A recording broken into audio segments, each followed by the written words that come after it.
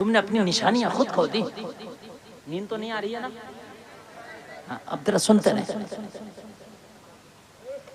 अल्लाह आपको सलामत रखे। कुछ कड़ी भी बातें हैं मेरी, एक ही पॉइंट पे मैं तकरीर कर रहा हूँ और इस पॉइंट को जहन में निकाल लेना कि हमें शिकवा दूसरों से नहीं है, वो मुखालफत कर रहे हैं। हमें इस्लाम को छोड़ना नहीं, हमें अमल करना है। अच्छा एक बात बताऊं, लोग अपने मजहब पे अमल करने से कभी शर्माते नहीं है कि ये मुसलमान ही है, इसको शर्म लगती है। सही बात, सही बता रहा हूँ मैं। एक मुसलमान है, इसे दाढ़ी रखने में शर्म, टोपी ओढ़ने में शर्म, अजान पढ़ने में शर्म, इकामत कहने में शर्म, तकबीर कहने के लिए जाओ सबसे कह दियो जितने मस्जिद नमाज़ी तकबीर पढ़ दे दूंगा, सब पढ़ देंगे क्या? सब नहीं पढ़ सकते, सब नहीं पढ़ सकते।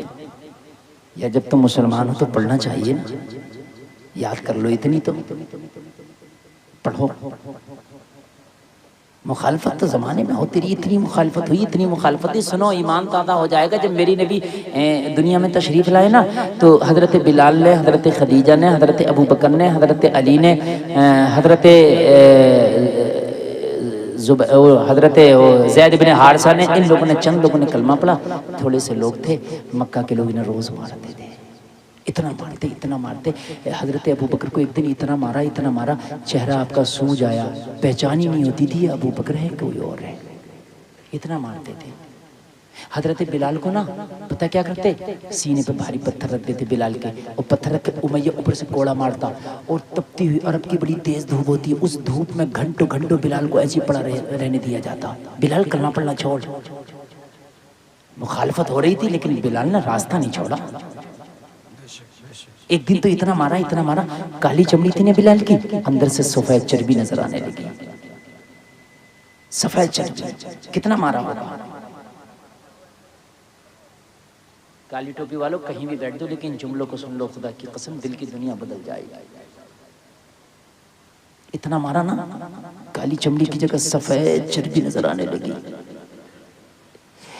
जब बिलाल की सिसकियां बनी, खून बहा, उमैया करीब आके बोला, बिलाल अब तो नाम लेना छोड़ दे। बिलाल ने कहा, सुन, वो कोई और होगा जो अपना ईमान दे देगा, नबी का चाहने वाला नबी पे जान दे देगा। हम न कल पीछे हटे हैं, हम न आज पीछे हटे। मसला मुखालफतों का नहीं है मेरे नौजवानों। आज तुम्हें कसम है तुम्हारे प्यारे हबीब की, तुम्हें कसम है तुम्हें मदीने वाले मुस्तफा की, तुम्हें कसम है प्यारे मोहम्मद रसूलुल्लाह की। दुनिया इस्लाम की मुखालफत कर रही है मगर आज से तुम्हें इस्लाम पर अमल करना होगा इंशाअल्लाह। बोलो इंशाअल्लाह। यही मुकाबला है हमारा दुनिया से, यही हमारा मुकाबला है। कर तू कितनी मुखालफत करेगा, हमें अमल करना। शादियां भी करना ना तो इस्लाम के खिलाफ करने नहीं, किसी मौलवी को बुला लेना, कहना हजरत बताओ सुन्नत वाली शादी कौन सी होती है, आज वही करके छोड़ दो, जो होगा देखा जाएगा। जब कोई भी काम करना हो ना, तुझे पता ना हो तो मौलाना से पूछ लेना, हजरत बताइए सुन्नत तरीका क्या है, वही काम करूंगा जैसे मेरे नबी ने किया है। जमाने को दिखा के करूंगा, जमाने को जला के करूंगा। एक बात बताऊं, दुश्मन को तकलीफ पहुंचाना, जिस चीज से दुश्मन को तकलीफ है वही काम ज्यादा करो। नहीं समझ में आ रही बात? जिस चीज से दुश्मन को तकलीफ है वही ज्यादा करो। है? मर जाएगा, जल जाएगा, कोयला बन जाएगा, बात है कि नहीं? वो कहता पर्दा पर्दा पर्दा ना करो, इतना पर्दा करो वो जिधर देखे उधर पर्दा। समझ रहे हैं आप? जिधर वो देखे उधर पर्दा, जिधर देखे उधर पर्दा। वो मुखालफत करता है तुम्हारे मजहब की, हर जगह मजहब पे अमल करके दिखा दो। अगर ट्रेन में भी चलते हो और खाने की नौबत आ जाए तो ट्रेन में भी सुन्नत के मुताबिक खाना खा के दिखा दे। टोपी ओढ़ो ट्रेन में भी, और टोपी ओढ़ के अगर दस्तरखान ना हो, रुमाल बिछा ले, अखबार बिछा ले, और वहां बैठ के सही तरीके से खाओ। और जमाना देखेगा, तुझे घूर घूर के देखेगा। हर आदमी चाहता है कि मैं एंटिक बनूं। एंटिक जानते हो, यानी मैं एकदम अलग पीस बनूं, मेरी तरह कोई ना हो। इस्लाम पे अमल कर ले, एंटिक बन जाएगा। बताऊं आंटी, बताऊं अभी? बैठे बता दूं अभी। अभी एक जगह शादी हुई इधर फर्रुखाबाद इलाके में। उस शादी में तकरीबन 1000 से ज्यादा लोग खाना खा रहे, हाई फाई शादी थी, VIP की शादी थी। और वही वाला खाना चल रहा था, खुद ले खुद खाओ, खड़े खड़े गधे बैलों की तरह। वो लड़ोड़ियाँ जो होती है ना, उसमें नान कर दी जाती है और अपने खाते रहते हैं।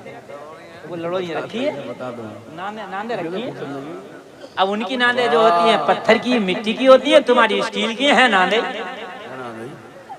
बात है नांदे, ये ना यहाँ ना यहाँ ना यहाँ रखिए, यहाँ रखिए। एक उसमें भूसे कुट्टियाँ होती हैं, और इसमें जो है साहब गुलाब जामुन है, और साहब ये किसी में कुछ है, किसी में कुछ है, किसी में कौरमा, वो रखी और अपने ले रहे हैं, अपने खा रहे, ले रहे हैं, खा रहे हैं, पत्ते चाट रहे हैं, ले रहे हैं, खा रहे हैं। और वो सोच रहे हम एंटी के। एक आया, दाढ़ी थी, सुभान अल्लाह, कपड़े भी सादा से थे। मैं देख ही रहा, मैं खा ही ना रहा, क्योंकि मेरा तो बड़ी नहीं रहा, हमारा टाइमिंग ही नहीं, मन नहीं कहते खाए। हम तो ये सोच रहे कहीं कोई बैठ के खिला दे तो ठीक है, नहीं तो देखते ही रहे। और सुन के भी कोई दे नहीं रहा। अच्छा, जहाँ कोई सुन कर ना दे तो कह के भी फायदा क्या, अपनी बात खराब करो। मान के नहीं देता। जब चढ़ी पे हो ना, चढ़ी पे, तो मान के नहीं देता। जब नशा उतरे, अरे यार गलती होगी, तलाक देगा जब चढ़ी पे होगा, कम से कम 3, इससे कम नहीं देगा। फिर कहता फिरेगा हजरत वो गुस्से में दे दी, और गुस्सा जब था अब कहाँ गया,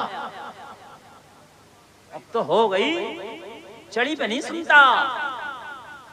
एक आया मस्ताना, सादा सा लिबास था, ऐसे सीधे से चप्पल पहने हुए था, और कोई इसकी तरफ देखने तक तैयार नहीं।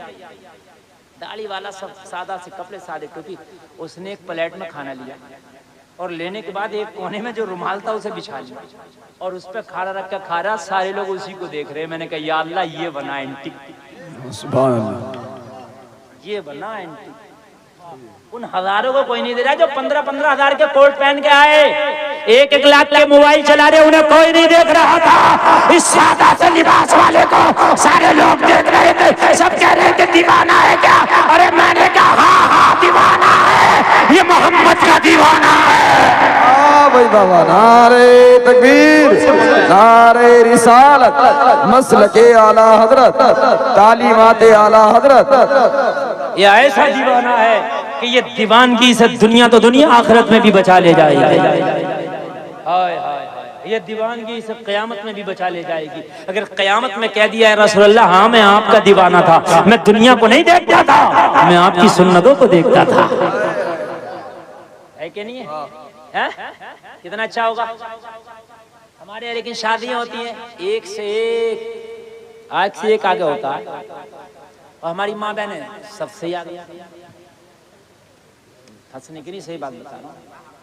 हाँ, वो सूट लाती हैं अपना ऐसा निकाल के कि वो ये सोचती हैं कि मेरा सूट इस शादी में 1 नंबर रहे, और वो दूसरी जो वो छिपाए पड़ी होती है, अच्छा सूट शादी से पहले नहीं दिखाएंगे, कोई देख के जैसा बनाना ले। ये ताजिए से कम नहीं है। ये भी जैसे ताजिए ना जो जिताए जाते हैं ला करके, हमारे इलाके में करबला है, और उसमें जाके 8-9 गांव के ताजिए इकट्ठे होकर अब जिता रहे हैं किसका अच्छा है। ऐसा होता है। हाँ, अरे यार ताजिए भी जिताया, हराया जा रहा है। पैसा कम लगा या ज्यादा लगा, है तो हुसैन की मोहब्बत में सब जीते हुए हैं। भाई हरा के रहे हो, मस्जिद कच्ची हो पक्की, मस्जिद तो मस्जिद है। कुरान छोटा हो बड़ा, कुरान तो कुरान है। क्यों भाइयों? जिता रहा है। अब ये जिता रही होती है किसका मेकअप अच्छा, किसका सूट अच्छा। मेरी बहनों कितने का भी पहन लो, खुदा की कसम नंबर इतने ना आएंगे, लेकिन अगर तू हिजाब में होती, तेरे हाथों में भी दास्ताने होते, किसी गैर मर्द के सामने न जाती, वहाँ पर्दे में रह के, पर्दे का लिहाज करके शादी को अटेंड करके चली आती, तू तो चली आती, तेरे किस्से कई दिन तक जबानों पर रहते। आई थी किसी खानदान की बाइज्जत शहजादी, शादी में रहने के बावजूद भी कनीज़े फातिमा की जो चादर उसने ओढ़ी थी उसको उतरने नहीं दिया। मुखालफतों से ना डरो। जब मक्का में थोड़े से लोगों ने कलमा पढ़ा ना, तो मुखालफत इतनी तेज हुई कि मारा गया, इन्हें इतना मारा गया, इतना मारा गया, इनको मक्का से भी निकाल दिया गया। बहुत ज्यादा सितम। आखिरकार 39 लोगों ने कलमा पढ़ लिया। सुभान अल्लाह। कितनों ने? 39। अबू जहल को ये फिगर पहुंचाई गई। ये बीच में से भी कोई ना उठे, मेरी माँ बहनें जो उठ रही थोड़ी देर बैठी रहे, थोड़ी देर बैठी रहे, उठने का नहीं है, बिल्कुल मेरी इजाज़त नहीं है, तुम बैठी हो तो बैठे रहो। और मैं अगर पहले तकरीर करता तो मैं तुम्हें बैठने ही नहीं देता। नहीं, गलत बैठे, आगे भी मर्द है पीछे भी मर्द है, ये तरीका गलत, ये जलसा है। यहाँ ख्याल नहीं होगा तो फिर कहाँ ख्याल होगा। मगर अब मैंने उठाना मुनासिब यूँ नहीं समझा, डिस्टर्ब होगा, इसलिए अब चुपके से बैठी हो, बैठी ही रहो। अब निकलना मुनासिब नहीं है तुम्हारा। मैं इसलिए नहीं कह रहा हूँ मेरी तकरीर नहीं सुननी, मैं इसलिए कह रहा हूँ मुनासिब नहीं है, बैठी रहो बस। बड़ी अच्छी बात है, जरा उसको सुनो। कितने लोगों ने कलमा पढ़ लिया? जो सुपर पावर था वो हुआ करता था अबू जहल, उसको खबर दी, पता है क्या कर रहा है तू? कहा क्या हुआ? कहा 39 ने कलमा पढ़ लिया। अच्छा, बड़ी तेजी से इस्लाम पढ़ा, मैं तो सोच रहा था अभी नहीं पढ़ा, चंद लोगों ने कहा 39 ने। इसने मीटिंग ली, तत्काल में मीटिंग। उस मीटिंग में मक्का के बड़े बड़े काफिर, अबू जहल, अबू लहब, उतबा, शैबा, वलीद इब्न मुगीरा और उमर को भी ले लिया। उमर ने भी कलमा नहीं पढ़ा, उमर ने भी नहीं पढ़ा। कहा इस्लाम इतनी तेजी से फैल रहा है, तुम क्या कर रहे हो? तो कहा बहुत तेजी थे, हम अपनी टीम को सतर्क करेंगे और मक्का में अब किसी को कलमा पढ़ने नहीं दिया जाएगा। घर घर जाकर जायजा लो, गली गली में टहलो, अपने लोगों को गली गली में टहलाओ तो कोई मोहम्मद का चेहरा न देखे, मोहम्मद से बात ना करे। अब कलमा किसी को नहीं पढ़ने दिया जाएगा। उमर से कहा उमर ये इसकी जिम्मेदारी तुम्हें देते हैं कि मक्का में कोई 40वां आदमी अब कलमा नहीं पढ़ना चाहिए। किसे दी जिम्मेदारी? उमर ने कहा टेंशन मत लो, मैं दबंग आदमी हूं। मक्का का बड़े दबंग आदमी थे, हजरत उमर का कोई मुकाबला नहीं कर सकता, बहुत दबंग आदमी, बड़े बहादुर आदमी थे, ये तो कलमा पढ़ने से पहले भी बहादुर थे। कहा टेंशन मत लो।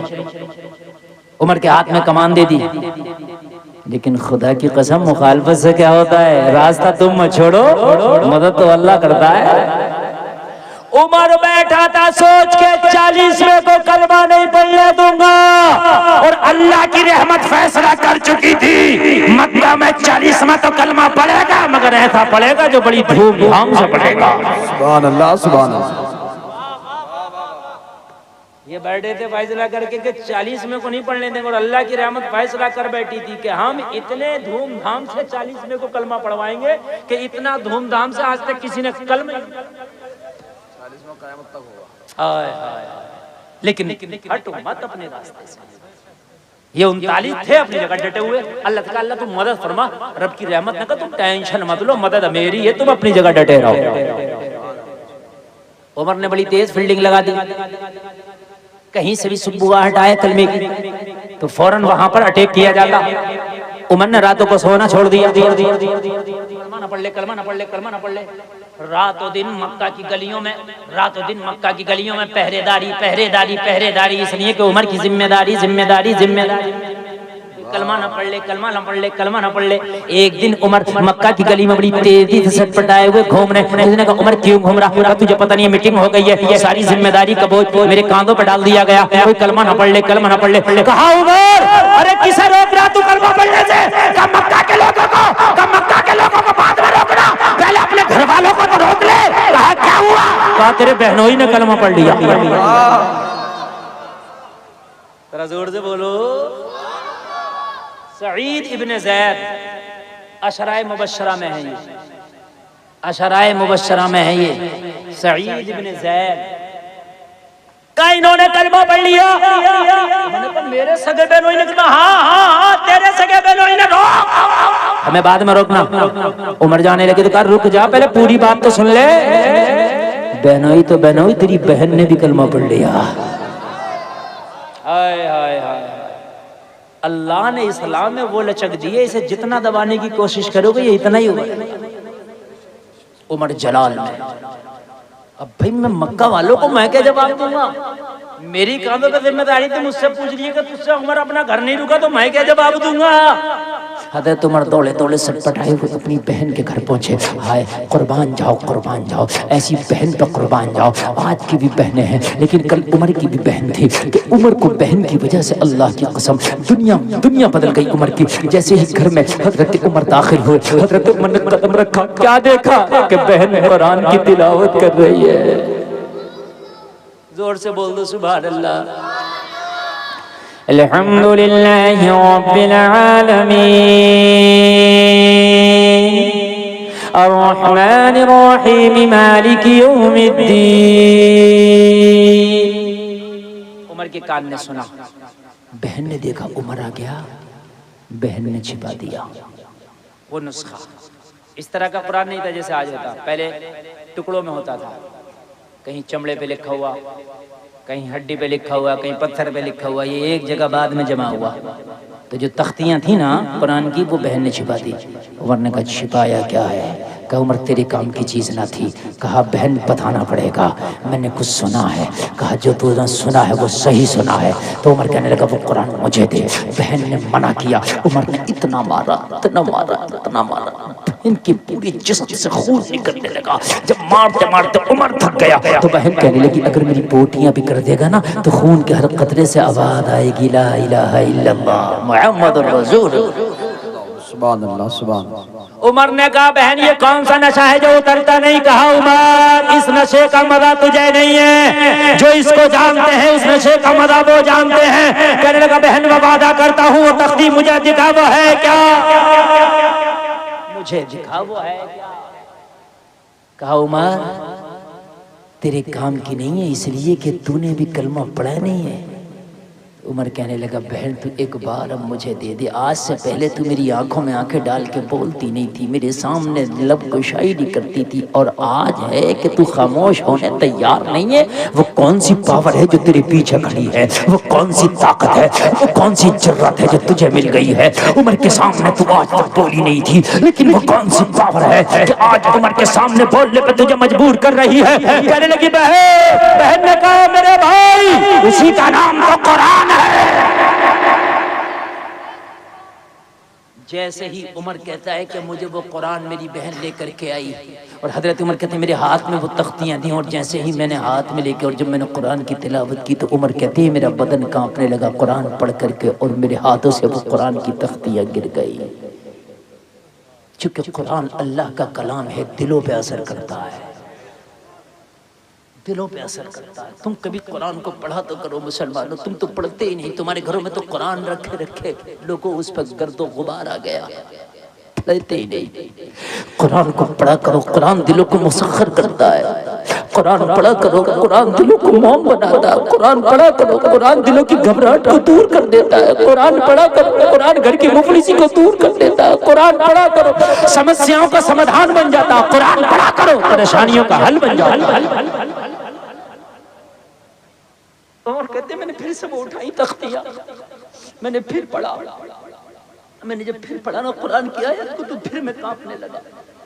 इसलिए कि उमर ने कुरान कभी नहीं पढ़ा था लेकिन कुरान को समझते थे, इसलिए कि उमर अहले अरब हैं, कुरान की जबान को खूब जानते हैं, वो हमसे बेहतर जानते हैं। लेकिन मैंने 3 मरतबा उठा उठा के पढ़ा, 3 आयतें जब पढ़ी ना तो मेरे कदम डगमगाने लगे। मैंने कहा बहन आज इस कुरान ने उमर को हिला के रख दिया, आज इस कुरान ने उमर को छोड़ के रख दिया।